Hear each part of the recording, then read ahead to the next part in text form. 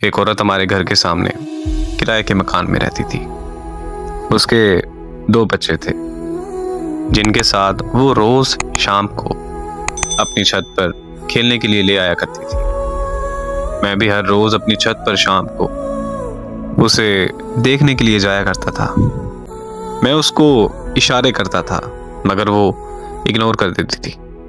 इस बात को 6 महीने गुजर चुके थे मगर वो मेरी तरफ देखती तक नहीं थी। तब मेरी उम्र 18 साल थी और तब वो मुझसे काफी ज्यादा बड़ी थी, इसलिए शायद वो मुझे बच्चा समझकर इग्नोर कर देती थी।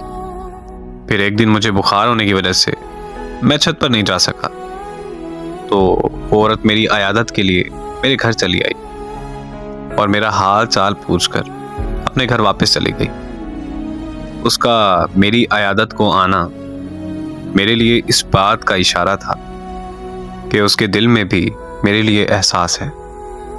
फिर जब मैं अगली शाम छत पर गया तो वो इशारों में मेरा हाल पूछने लगी। मैंने उसे इशारों में बताया कि हाँ मैं ठीक हूँ, तो वो मुस्कुराने लगी।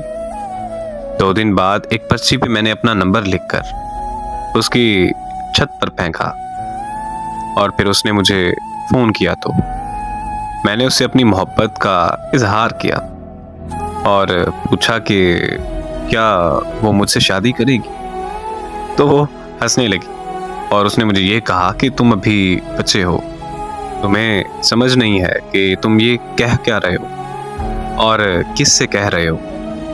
वो कहने लगी कि तलाकशुदा औरत से कोई शादी नहीं करता और मैं तो तलाकशुदा होने के साथ साथ 2 बच्चों की माँ भी हूँ।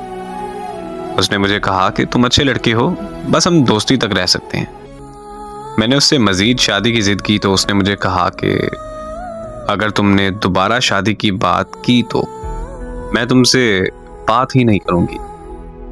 मैं वहां पर चुप हो गया और हम दोस्त बनकर रहने लगे। हम एक दूसरे से हर बात शेयर करते थे। एक रात हमारी फोन पर बात हो रही थी कि उसने बताया कि वो घर पर अकेली है क्योंकि उसके अम्मी अब्बू शहर से बाहर गए हैं। ये सुनते ही मैं उसके घर के बाहर पहुंच गया और उसे दरवाजा खोलने को कहा, लेकिन उसने दरवाजा खोलने से इनकार कर दिया। तो मैंने भी जिद कर ली कि मैं पूरी रात घर के बाहर बैठा रहूंगा। 2 घंटों की जिद के बाद आखिरकार उसने दरवाजा खोल ही दिया। लेकिन आज मुझे अपनी उस जिद पर बहुत ज्यादा पछतावा होता है कि काश मैंने उस दिन अपनी जिद छोड़कर उसकी बात मान ली होती तो आज वो जिंदा होती। उसके दरवाजा खोलते ही मैं अंदर चला गया। वो बहुत परेशान और घबराई हुई थी क्योंकि उसे डर था कि किसी को पता चल गया तो उसकी इज्जत खाक में मिल जाएगी और फिर उसका डर सच साबित हो गया। मुझे किसी ने उसके घर दाखिल होते हुए देख लिया था और उस शख्स ने पूरे मोहल्ले में मसला खड़ा कर दिया। सारे मोहल्ले वाले इकट्ठा होकर उसके घर के बाहर आ गए।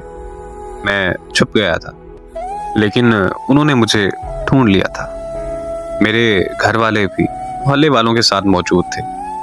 वो मुझे घर ले गए और मेरे अब्बू ने मेरी बहुत बेइज्जती की, लेकिन मैंने अपने घर वालों से साफ कह दिया था कि मैंने उस औरत से शादी करनी है वरना मैं जहर खा लूंगा और मर जाऊंगा। तो मेरे घर वाले मान गए और अगली सुबह उस औरत के माँ बाप वापस आने पर मोहल्ले में पंचायत बैठ गई। पंचायत में सब आ गए थे मगर वो और उसके माँ बाप नहीं आए। थोड़ी देर बाद खबर आई कि उस औरत ने जहर खा लिया है। मैं वहां से उसके घर की तरफ भागा, लेकिन मेरे पहुंचने से पहले वो मर चुकी थी। उसे इस दुनिया से गए 8 साल हो गए, लेकिन मैं आज तक उसे भूलकर किसी और का नहीं हो सका।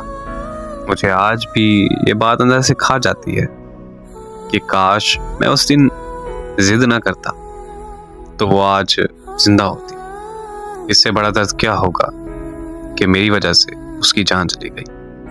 देखिए, मोहब्बत करना कोई गुनाह नहीं। जब सच्ची मोहब्बत हो जाए तो वो रंग रूप, अमीर गरीब, काला गोरा या उम्र में फर्क मोहब्बत में नहीं देखा जाता। जब मोहब्बत हो जाती है तो फिर हो जाती है। वो एक शेर है कि वो मोहब्बत को हवस समझते हैं तो कह देना उसे, हाँ बदन ही चाहिए लेकिन ता कयामत चाहिए।